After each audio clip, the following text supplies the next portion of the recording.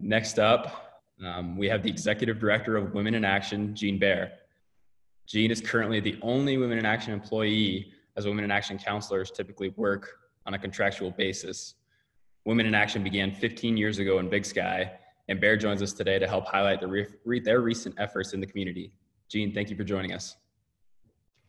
Hi, thank you so much for inviting me. Absolutely. Well, obviously, this has been a challenging time for all businesses, but from a business perspective and as a nonprofit, what has been Women in Action's approach to combating the shifting economic climate over the last 4+ months?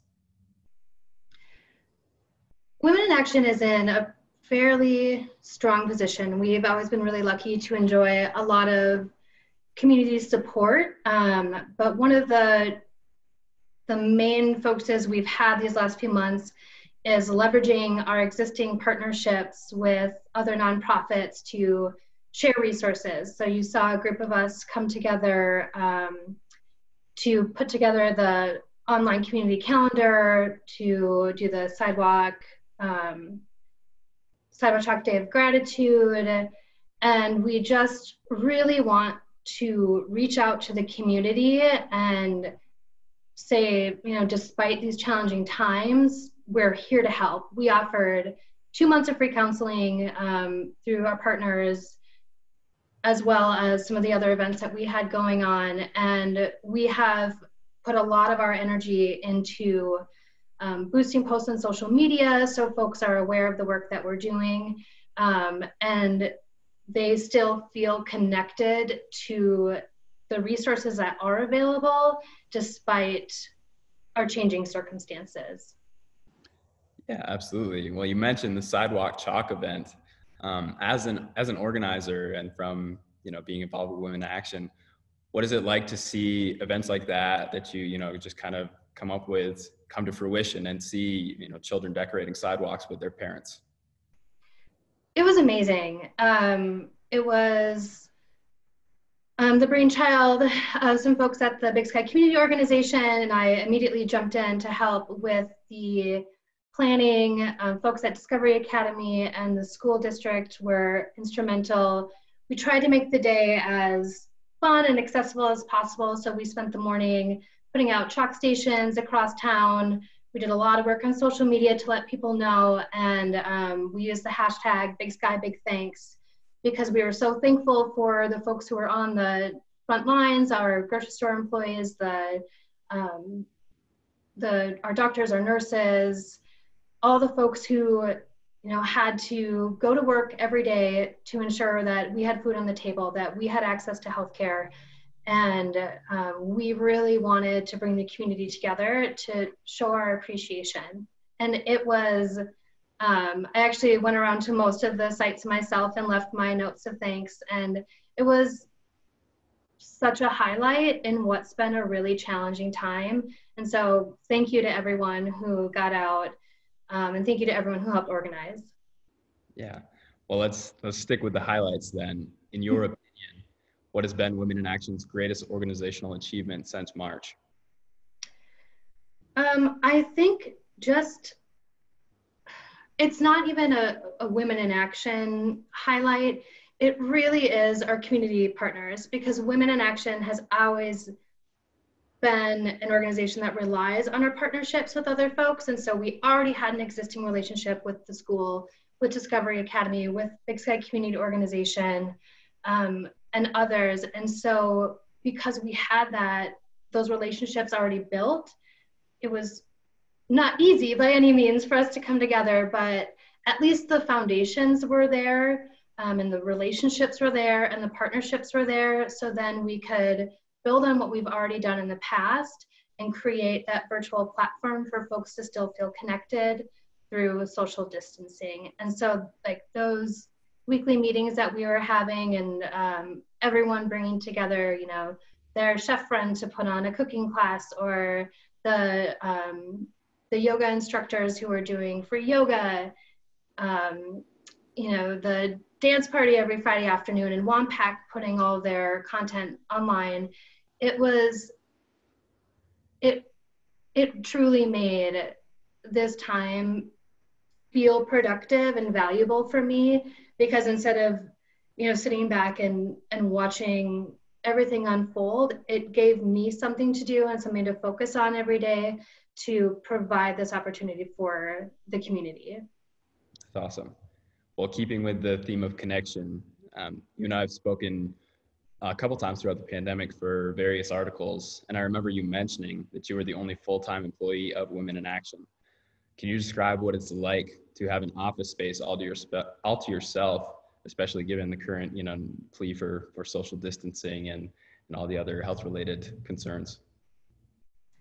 Yeah, actually, one of the perks that I found about my job, I've been in my position now for just over 2 years, was that I had the ability to work remotely. So I live in Bozeman, commute to Big Sky a couple times a week. And I always loved the fact that I could work from home, work remotely, but now it's been really helpful for me to be able to go to my office knowing that I'm the only one who uses it. There are no, special cleaning protocols that I have, but I still get to go to my office and have my own space. So I feel like my situation has been a little bit reversed from most people. Like now I look forward to be able to, going to my office rather than enjoying working from home. Because it's a lot easier to get distracted when you're at home. Like you notice that the dishes aren't done and the dog needs to go out. And so it's really nice to me to have that space to go to. Yeah, absolutely. So you mentioned the free counseling a couple questions back. I'm curious, as we look ahead to the future, how will Women in Action continue to support the Big Sky community? That's a great question. And so beyond the 2 months of free counseling, what Women in Action does provide is a sliding fee scale for everyone who accesses behavioral health care through our partners, whether it's through the MSU interns. We have 2 of them right now. They have a sliding fee scale from between $5 and $30 per counseling session. And then we have a licensed clinical professional counselor, Casey Anderson, who has a sliding fee scale through WIA, depending on your copay or your cash fee. We slide up to 100% of her fees, depending on your income. And the same with our licensed clinical social worker, Katie Fritz. And so if you meet specific financial requirements, you can still access mental health care at a lower cost, regardless of your insurance status, because we don't believe that it's enough just to offer access to mental health care, but we need to ensure that it's affordable to all. Yeah, absolutely. Well, thank you for that. Mm-hmm. All right, now it's kind of switching gears a little bit. In what ways do you monitor and even improve your own mental health? Well, I would be lying if I said that, these last 4 months have been easy.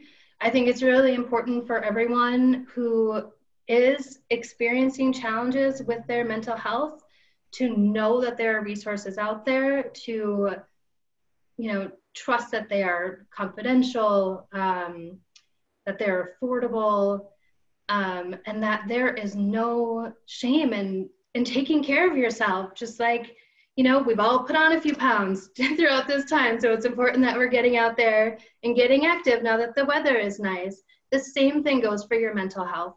If you're feeling blue, there are resources out there. And if you don't access, through WIA's resources, there are online platforms that you can use. There are a multitude of ways to take care of your mental health. And so I really encourage everyone to do it.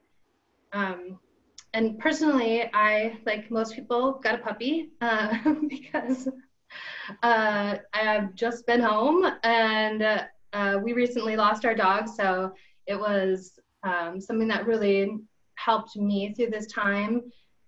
And then just reminding yourself that we live in one of the most beautiful places in the world.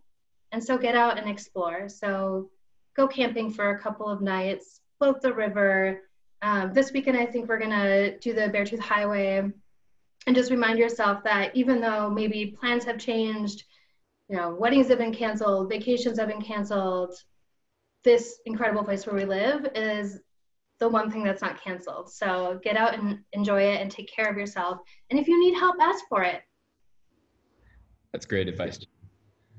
Reflecting on the past 4 months, what is your fondest memory as you've worked from home or even after you started to reintegrate back into the office? Oh, my fondest memory. I think it was probably bringing the new puppy to the office for the first time and getting to show her around. So I got to show her off because our offices are right above Grizzly on the River. So I got to show her off to all the guys who work in the shop downstairs.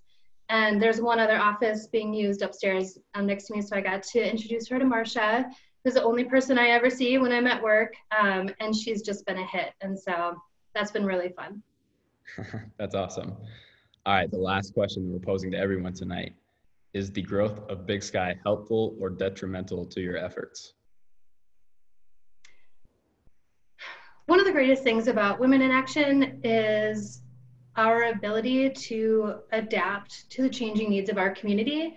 There are very few things that were a part of our organization at the very beginning. Not very few things, but I would say that as our community has grown, Women in Action has risen to meet the changing needs. And so we're very nimble. My board is always very responsive to new needs. And so when the COVID-19 crisis hit, they were all 100% on board with me joining this group to get the virtual programming going. We are looking at the increased numbers of folks who are accessing behavioral healthcare services, and we're planning for the future. And so I think it's important for WIA, as the community grows, that we tap into the new populations, understand their needs and concerns, and reach out to those who are able to support our work. And so I think for us, the growth, besides having the financial resources to support the needs of working families and the folks who are accessing behavioral health care, for us, I just see opportunity to grow and change. Awesome. Well, thank you, Jean. That's all I had, but I want to hand it off to Joe to see if he has any follow-up questions or questions from the audience. Yeah, thanks, Brandon. And thank you, Jean, for joining us tonight. We do have a question from the audience. This one is from Blythe. And it has to do with 211, which is the free suicide, hurt, kind of harm helpline. Have you seen an increase in calls to 211 during the pandemic? WIA isn't officially aligned with 211, but I can tell you anecdotally from being on calls with Maureen Womack at Bozeman Health, and just getting feedback from the nonprofit community, folks are accessing these resources. And I can tell you, from the numbers that we're seeing from who are accessing care through our partner practitioners, the number is increasing. And so thank you, Blythe, for bringing that up. That's an incredible resource. If you need anything from behavioral health care to housing assistance to food security needs, 211 is your one-stop shop, and they will direct you to the resources that you need. Got it. No, that's great. I do have one follow-up question for you, Jean, quickly. What do you see as being long-term effects of COVID-19 on mental health?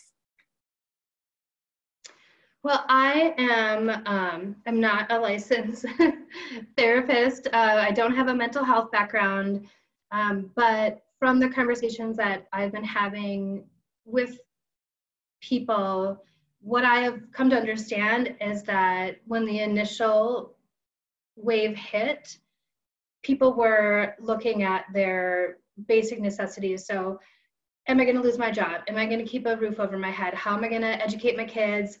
How am I going to feed my family? And so the spike in behavioral health was expected to hit about 6 weeks after the spike that we saw in March. And so that's definitely something that we're noticing. And now as the cases rise again, I think we can expect to see another wave of behavioral health needs. People are under so much strain right now. And I think one thing for folks to consider is that this may be affecting you, and you may not have like the words and tools to address it, because maybe you're someone who has never struggled with anxiety, who has never struggled with depression, and you're not truly understanding what those feelings are that you're having. And so it's really important, if, you know, there have just been a couple of weeks where you are not yourself, recognize that they may be symptoms of you struggling with your mental health. I mean, we all have mental health. Every single person has mental health. We have good days, we have bad days, and it's okay to accept that this stressful environment may be affecting you in a way that you've never experienced before. Now that is incredibly helpful. I think, you know, there are obvious immediate and direct effects of the virus, but these are side effects. These are underlying factors and you know, issues that people maybe aren't even aware of. So really appreciate the work you guys are doing. Thanks so much, Jean, for joining us tonight. Thank you for inviting me. This has been wonderful.